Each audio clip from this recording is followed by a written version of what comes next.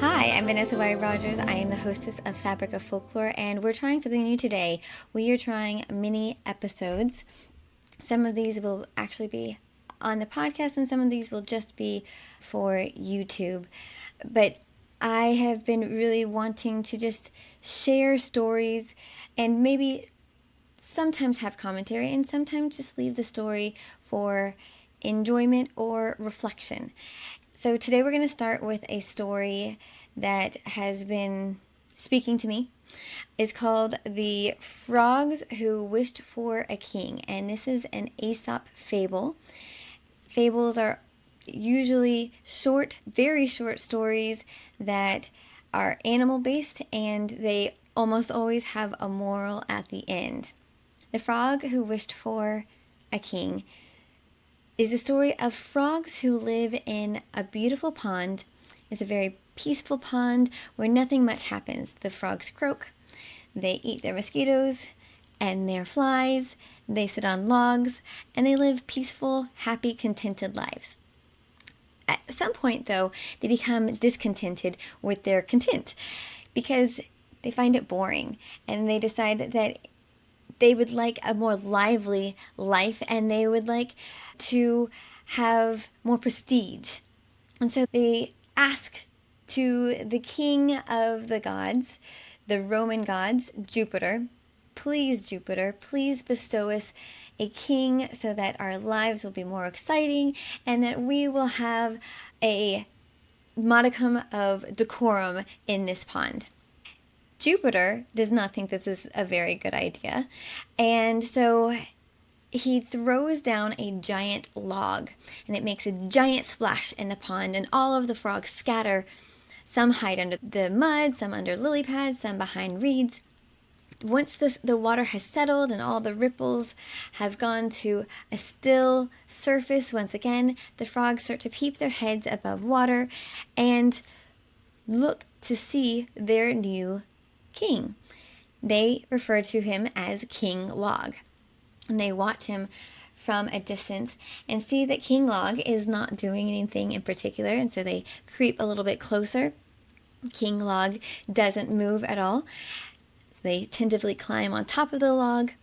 The young frogs jump on top of the log and use it as their diving board.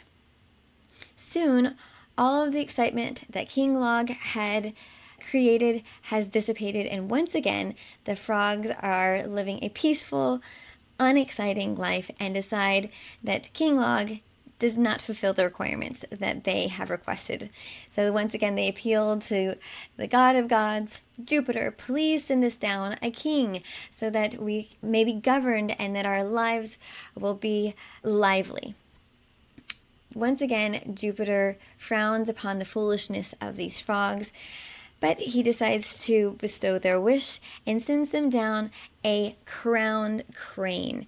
Now, if you've ever seen a crowned crane, they are beautiful, regal creatures. They're large birds with gray feathers, black face, except for white cheeks, and they have this beautiful crown atop their head of little feathers that make a natural crown. They look majestic, and the frogs are in awe. They go to the crowned crane and they bow, and they say, "Oh, thank you, crane, for coming to be our king. How may we serve you?" And the crane says, "Why, thank you," and takes his giant beak, snaps up the frog, and gobbles him down. All of the frogs scatter away from their new king.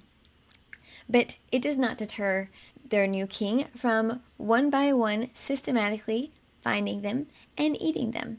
The last ones that are left appeal to Jupiter and say, "Why, oh why did you send us this crane?"